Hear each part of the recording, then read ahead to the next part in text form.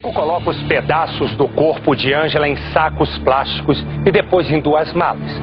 Segundo o promotor que cuidou do caso, Chico transformou o apartamento em um tétrico e tenebroso açougue humano.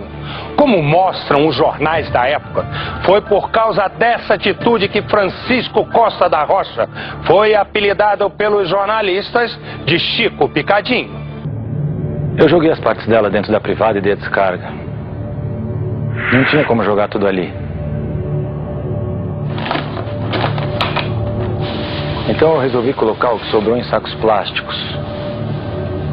Enquanto eu colocava as partes dela dentro das malas, eu percebi o quanto tudo aquilo era tenebroso.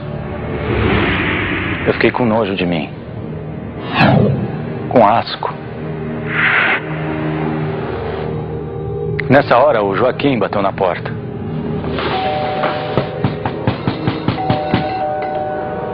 Naquele sábado eu cheguei mais cedo do trabalho, mas não pude entrar em casa. Eu percebi que o apartamento estava trancado pelo lado de dentro. Então eu toquei a campainha, bati na porta, chamei e nada. Eu não podia deixar ele entrar. Eu esperei. Quando ele foi embora, eu terminei tudo.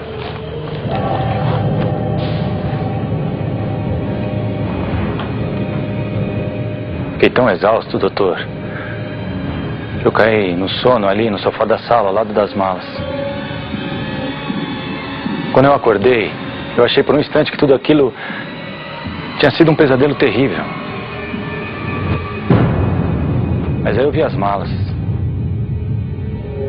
Era tudo real. Eu não sabia o que fazer.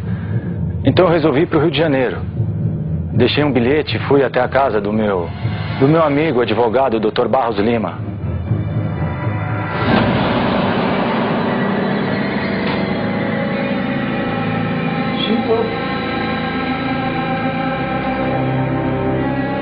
Já é noite quando Joaquim retorna ao apartamento e encontra o bilhete deixado por Chico que diz: Amigo, viajei. Obrigado.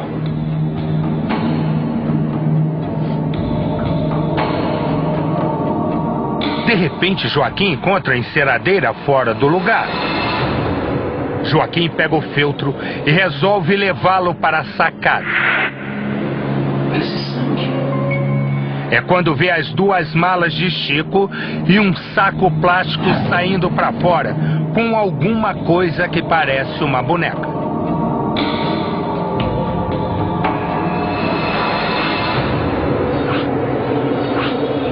Joaquim encontra as malas que transformaram Francisco Costa da Rocha em Chico Picadinho. Ele não tem coragem de abri-las para checar o conteúdo. Por isso, resolve chamar um sobrinho e acionar a polícia, que ao entrar no apartamento se depara com a segunda vítima fatal de Chico. No dia seguinte, após ter matado Ângela, Chico encontra o amigo Natanael em um bar na Boca do Lixo. Yolanda, a prostituta que não concordou em sair com Chico na noite anterior, aparece.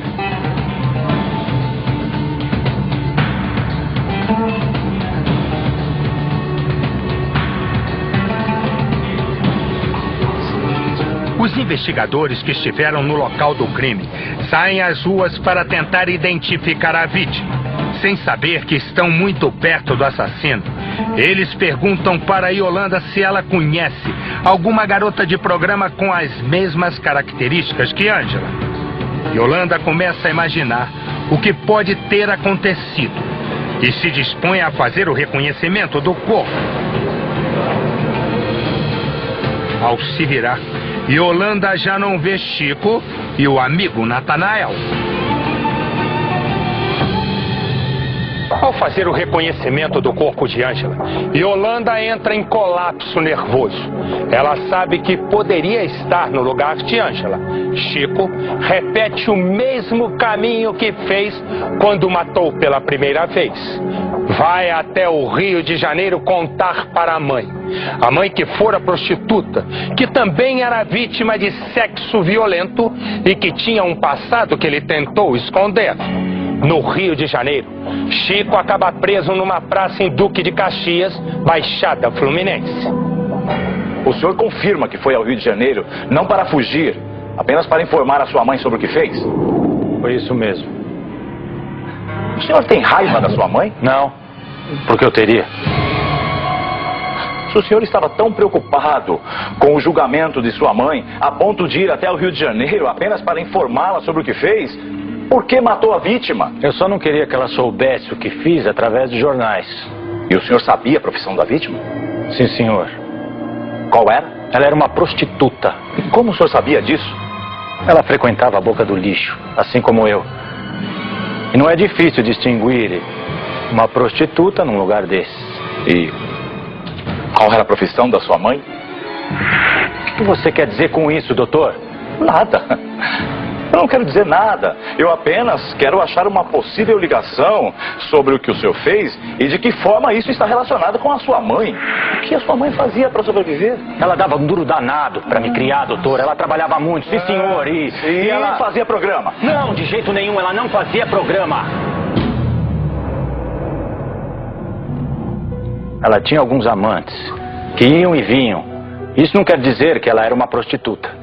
Mas o fato dela ter alguns amantes, isso deixava o senhor irritado. Eu não gostava. Mas não ligava. Assim como o senhor também não gostava pelo fato da Ângela ser uma prostituta e ter alguns parceiros. Eu não tinha nada contra a Ângela.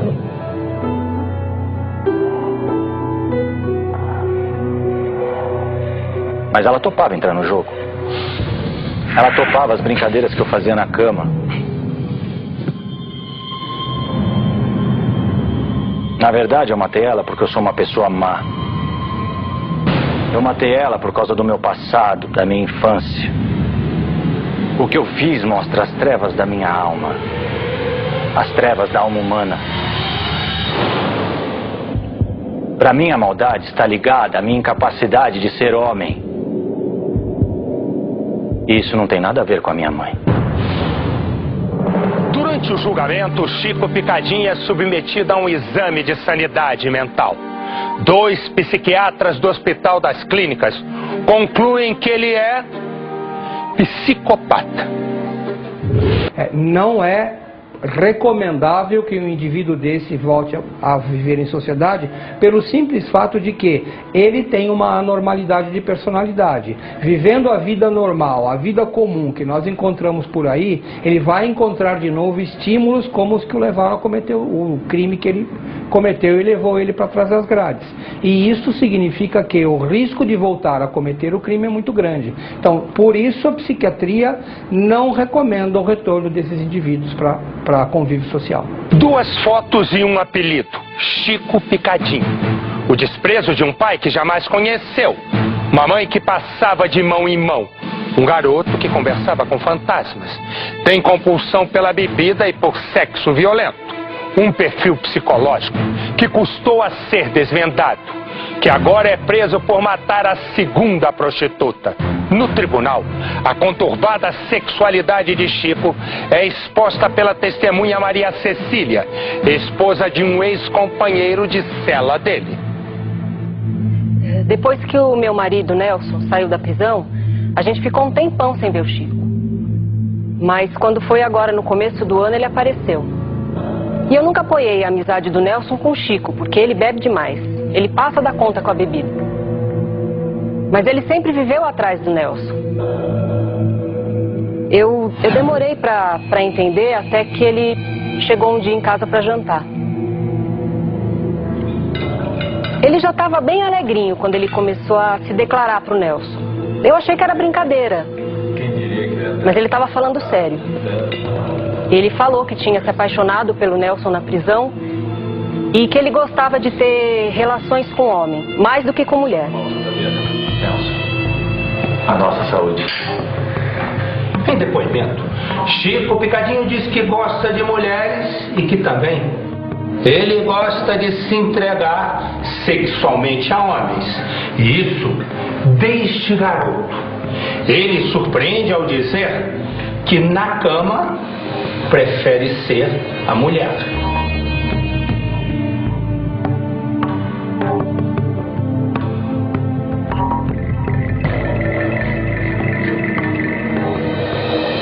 Depois o Nelson acabou voltando para a prisão por furto e foi nesse tempo que o Chico começou a espreitar a minha casa.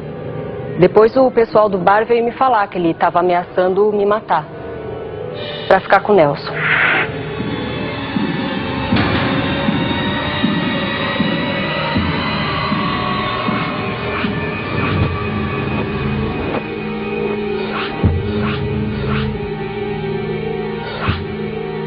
Eu sei que o que eu fiz foi errado, mas acho que fiz isso porque eu virei um desajustado. No fundo, eu me arrependo muito do que fiz. Eu sei que eu matei ela porque eu tinha ódio de mim mesmo. Se eu pudesse, eu teria matado a mim mesmo. Mais alguma pergunta, senhores? Não, excelência. Temos por encerrado o depoimento do acusado Francisco Costa Rocha. Eu quero falar uma coisa. Quero falar uma coisa ao senhor e a todos vocês que estão presentes. Eu não tenho mais ódio de mim mesmo. Eu sei que o laudo dos psiquiatras em relação à minha personalidade não está completo. Eu quero fazer outro exame. E quero que os senhores saibam também. Eu quero realmente que os senhores todos saibam aqui que o segundo crime que eu cometi não foi só culpa minha. É responsabilidade da sociedade e principalmente da justiça. O senhor se acalme. Ordem no tribunal.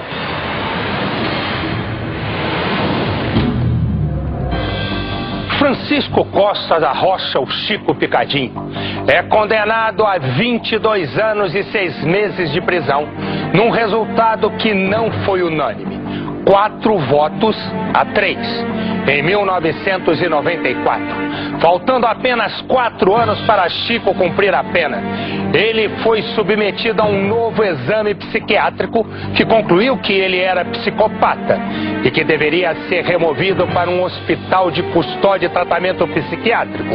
É para lá que ele foi e onde permanece até hoje. O senhor está preso há quantos anos? Desde 1976. O exame lá da penitenciária deu como eu sendo o indivíduo mais contido por fatores externos do que internos. Isso, trocando em miúdos, em outras palavras, significa periculosidade. Uma psicóloga, notável psicóloga, diga-se de passagem, ela fez um perfil da minha personalidade que eu aprovo. Mostrando a minha problemática. Um trabalho de análise profundo fizesse com que eu identificasse as raízes da minha problemática de modo a ter uma vida mais saudável. Mas que, infelizmente, a prisão não conta com tal tipo de tratamento.